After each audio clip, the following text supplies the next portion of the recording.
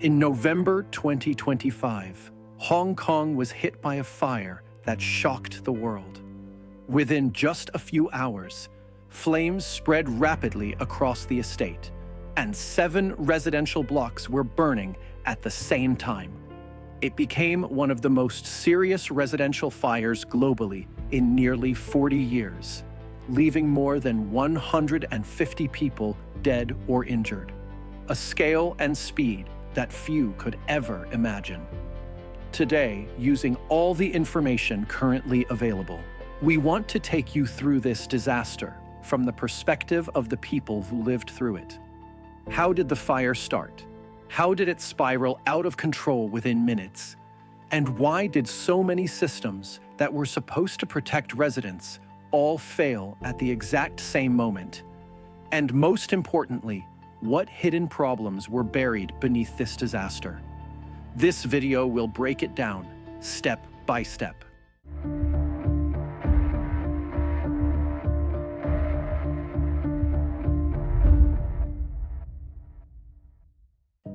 On the afternoon of November 26, 2025, smoke suddenly appeared on the exterior scaffolding of one of the residential blocks at Wang Fuk Court in Tai Po, Hong Kong.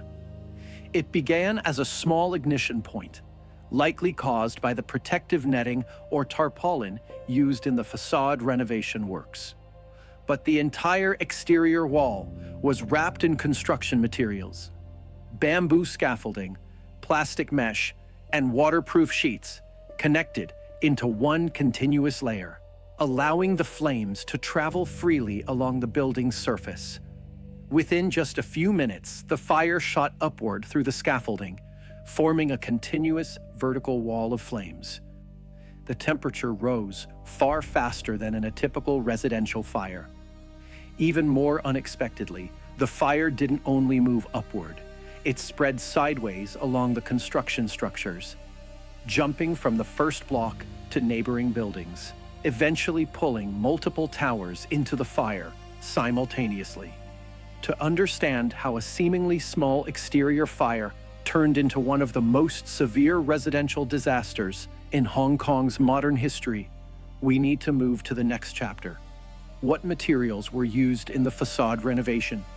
How did these construction components accelerate the spread of the flames? And what role did the sealed windows play in trapping heat and smoke inside the units? After the fire, not only Hong Kong media, but also international outlets quickly pointed to bamboo scaffolding, claiming it was the main reason the flames shot upward so rapidly. Social media was flooded with one question: why does Hong Kong still use bamboo scaffolding? Why not switch to metal systems? But in reality, there are long-standing practical reasons why Hong Kong uses bamboo for most construction and repair works. The first reason is cost. Metal scaffolding is far more expensive, and most renovation projects in the city need to control their budget. The second reason is safety during typhoons. Hong Kong faces severe typhoons every summer, and when metal scaffolding collapses, it can cause much more destructive and deadly damage. Bamboo, on the other hand, is more flexible and tends to absorb wind forces rather than break apart violently. The third reason is city density. Hong Kong's buildings are extremely close together, with very limited working space. Bamboo is lighter, easier to assemble in tight areas, and far more adaptable than large metal scaffolding systems. The truth is that the early spread of the fire at Wang Fuk Court did not match the burning characteristics of bamboo at all. The fire started near the ground level, but within just a few minutes, the flames shot up more than 30 floors and even spread sideways to neighboring buildings. This speed was highly unusual and did not match the behavior of a typical exterior fire. And bamboo alone could not create such rapid vertical and horizontal spread. The real acceleration came from 2 specific materials that were wrapped around the scaffolding during the renovation work: The first was the plastic protective netting and tarpaulin covering the entire facade. These nets are combustible, and under high heat, they melt and shrink quickly, forming a continuous burning surface along the wall. This creates what engineers call a vertical fuel path, allowing flames to climb upward without any obstruction. The second material was the foam sealant, used to block the windows of individual units. Its purpose was to keep dust out during the renovation, but once sealed, the foam becomes extremely dangerous. It burns very quickly under high heat, and also traps heat and smoke inside the units, preventing any ventilation. This accelerates flashover inside the rooms and allows flames to break through window frames and enter homes much faster. When these two materials combine, the exterior wall is no longer just bamboo scaffolding. It becomes a full layer of combustible wrapping. A single ignition point is enough to turn the entire facade into a channel of flames, climbing straight up the building. So the problem at Wang Fuk Court was never the bamboo itself. It was the combustible package placed around the bamboo. A proper construction safety net is supposed to be fire retardant. That doesn't mean it can't catch fire, but even if it does, the burning speed should be much slower. A compliant fire retardant net should delay the spread of flames, stop the fire from racing up the facade, and prevent rapid vertical fire growth. But the problem is that in Hong Kong, there is almost no real oversight when it comes to safety nets. Before starting work, a contractor only needs to submit a single test certificate, claiming that the net is fire retardant.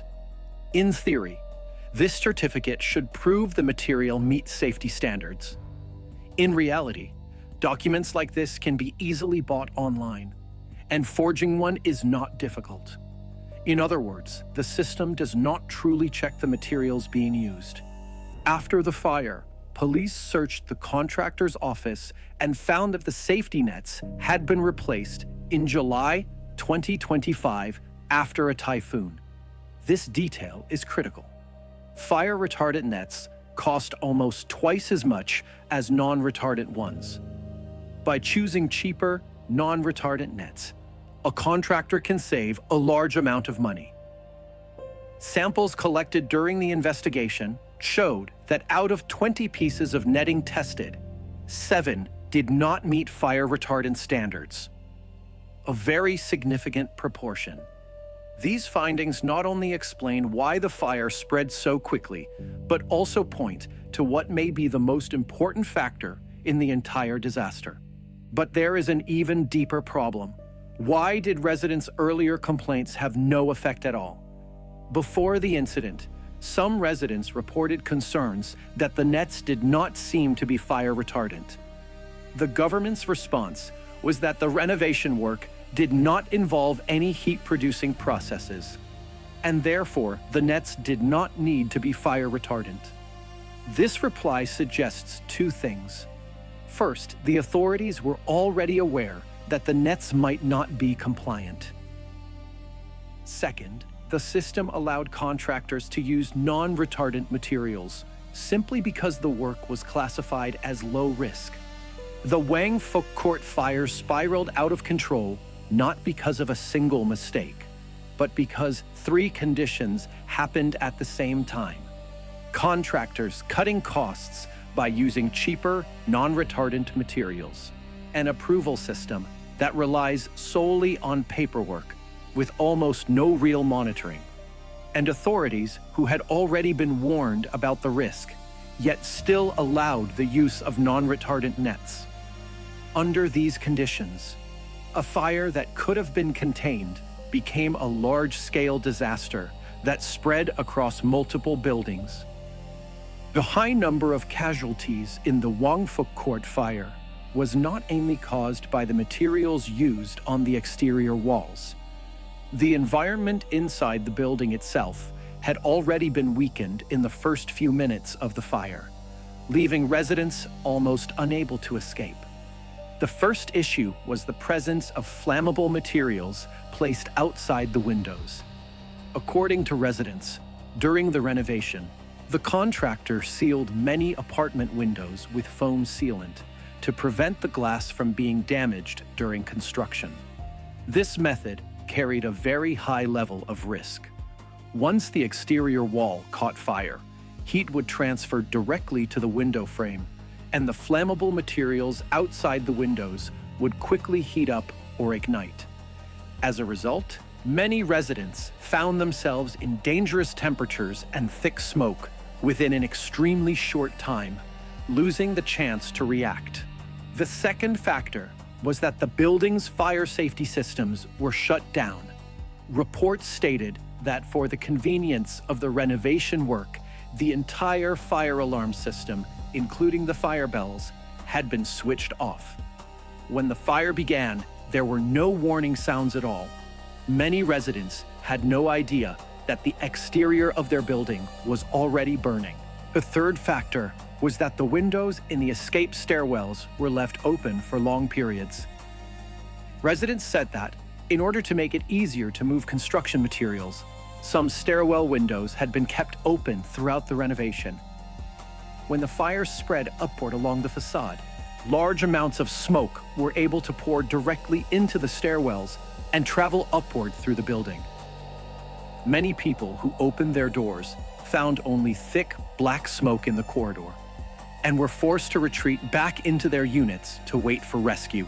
In summary, the scale of casualties was not caused solely by the exterior materials.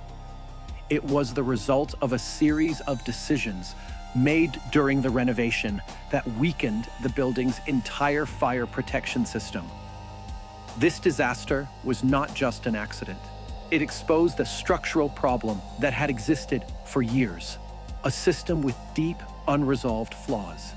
One of the most shocking parts of the entire incident was the history of the contractor responsible for the renovation work. Public records show that over the years, the company had accumulated 17 separate violations related to construction or safety. Yet every time, the consequences were only symbolic fines, usually just a few thousand Hong Kong dollars. In other words, 17 violations brought no real deterrent at all. In a market where renovation projects carry extremely high profit margins, penalties of this level are almost meaningless. When the cost of breaking the rules is far lower than the profit from winning contracts, a cycle naturally forms. Break the rules, pay a small fine, win another contract, and repeat the process again. Hong Kong's building renovation market has long been criticized by residents, lawmakers, and industry professionals for its lack of transparency. It has even been described as a closed circle where the same companies repeatedly appear in major renovation projects. Many housing estates have seen the same pattern. The tender process looks open and transparent on paper, but in practice, the winning bidder is often from the same familiar group, and the winning price is often not the lowest. Wang Fuk Court once again reflected this trend. When you put all these pieces together, a much darker picture begins to appear. A company fined 17 times, with penalties so small they provided almost no deterrence, was still able to secure an enormous, high-profit renovation contract. The tendering system has for years shown the strange phenomenon of the highest bid winning, while residents' complaints and doubts were consistently ignored. And the lack of transparency in material selection and usage eventually revealed safety risks that became deadly during the fire. The Wang Fuk Court fire did not only expose construction problems and systemic failures, it has also moved fully into the legal phase.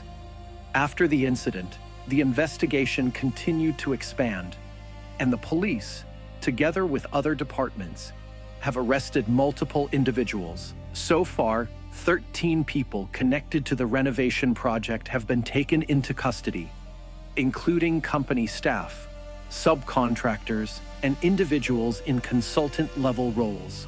The allegations range from manslaughter to the use of non-compliant materials, and even serious negligence in project management. Now Hong Kong faces a larger question. Was this fire simply a single tragic accident, or was it the result of systemic issues that have been building up for years? It may take more time before the full picture becomes clear. This video, up to this point, has only organized the information that is currently available to the public.